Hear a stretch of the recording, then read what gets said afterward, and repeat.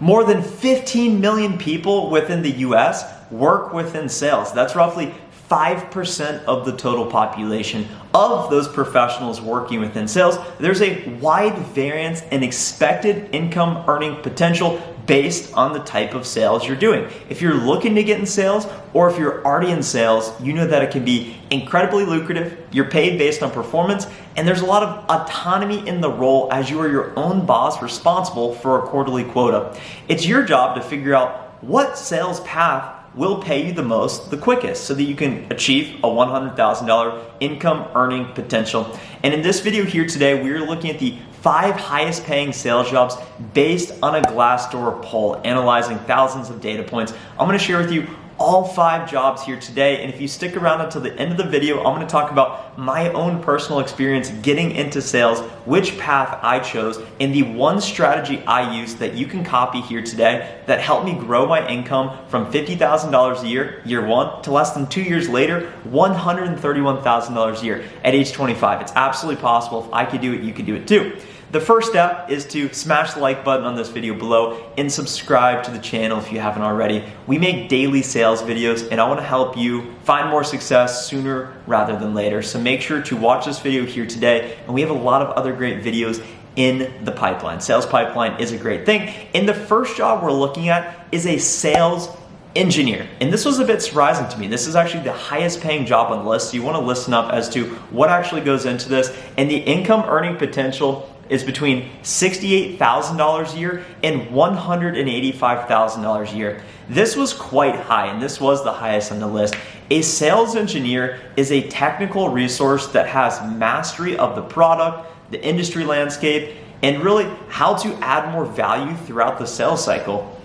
In software sales or complex sales, you have an initial call, and if you progress the meeting to a certain point, you'll eventually need to do a demo. The customer will say, okay, do a demo. It sounds great what you're saying, but I want to make sure it actually works like what you're telling me it will do. So typically, if it's a really high value deal, for example, at my company, deals valued at $50,000 and above, we are eligible to bring on a sales engineer, and they are a technical resource that knows the ins and the outs of a product. So when you think about that value chain of generating pipeline, finding customers, that sales cycle to close, they're a critical part of that sales cycle. And the reason why a lot of people like this that I've heard is that you don't have that inherent pressure of a quarterly quota.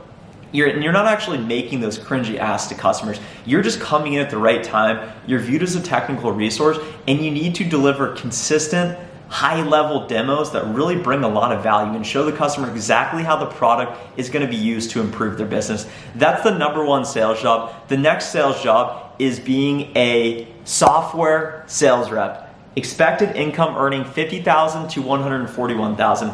This is the exact experience I've seen. Getting into software sales right out of college, my OTE, on target earnings, year 1, right out of college as a sales development rep, it's similar for a BDR, business development rep, was $50,000 a year. Quickly, within 9 months, I promoted to the next level in the SDR program. And my OTE, on target earnings, and that's a mix between your fixed base pay, which is a salary, and then your variable commission pay, paid based on performance, hitting your number or not hitting your number. The more you hit your number, the more you're gonna get paid. But my OTE was $65,000. Fast forward 6 months later, I promoted to a senior SDR. My OTE was $85-ish thousand. Fast forward a year later, I promoted to an account executive, and my OTE at age 25 is currently $131,000. So it actually aligns quite closely with the numbers that were put on Glassdoor. And the reason why I got into software sales is that the industry is future-proof, and the leverage you have selling a digital product that's stored in the cloud is next level, because it's such a remote friendly job that I can sit here at my desk, this is my office right here, and I can visit with 8 to 10 clients per day, versus if I had to fly to my customers, meeting with 1 a day, 1 a week, whatever it may be. You can sell a lot more, you can do a lot more with your efforts and your actions, and it's a profession I really like, and I'm gonna share the strategy that I use to help 3x my income if you stick around for the next couple minutes. The next sales job on the list is a realtor. Have you ever heard of a realtor before? And then the expected income earning is $27,000 to $111,000. Right now would be a great time to be a realtor. We have high interest rates, so that means more people are borrowing, and that's kind of fluctuating in the environment.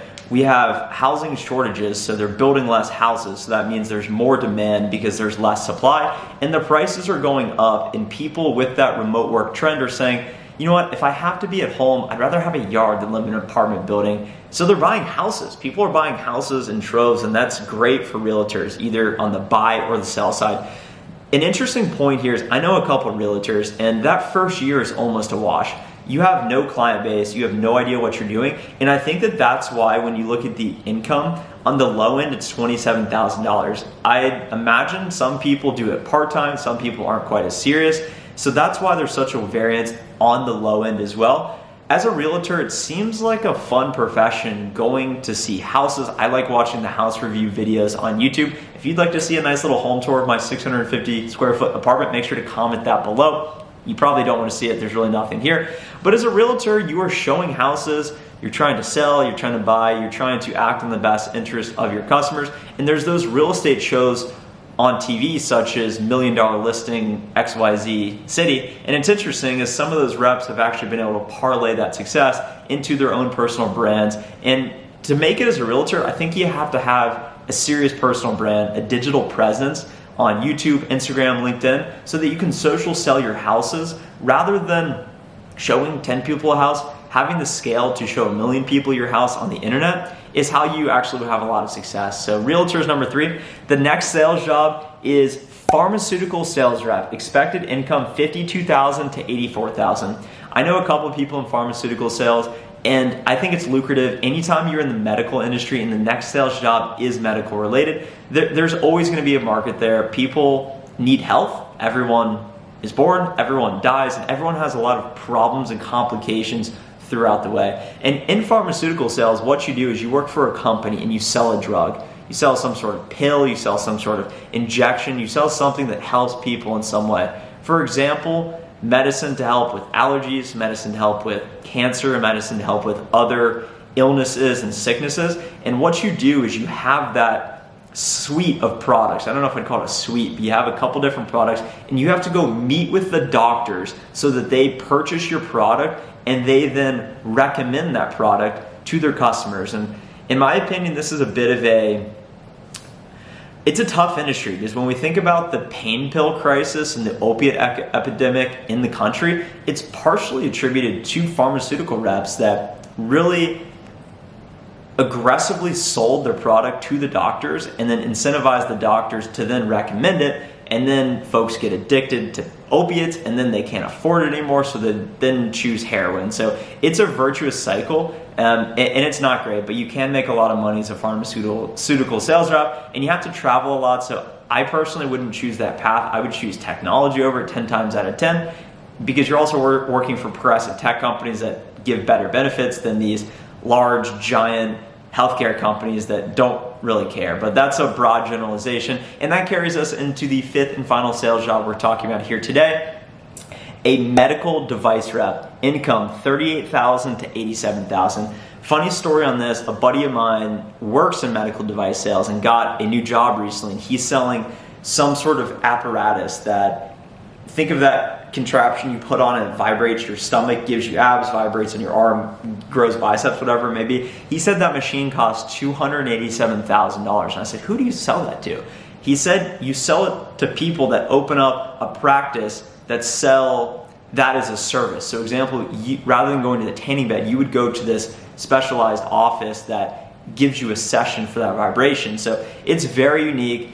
I also knew a girl that got into this, that when you start to sell the implants, or not injectables, but what you actually put in your body, for example, the boob implants, the calf implants, all of that is all medical device, because people like to put things in their body. Medical devices can also be the tables you have in hospitals, the beds, the things the dentists have. It's very lucrative, and between pharmacy sales and medical device, I would probably pick device, because I think that those items are a bit more high ticket and actually help people a little bit more, although both of them help. So I can't speak too deeply on that, but that is the 5th and final sales job. If you've made it to this point in the video, you're thinking, Trent, that's all great. What path did you choose? Why? And then how do I grow my income like you did?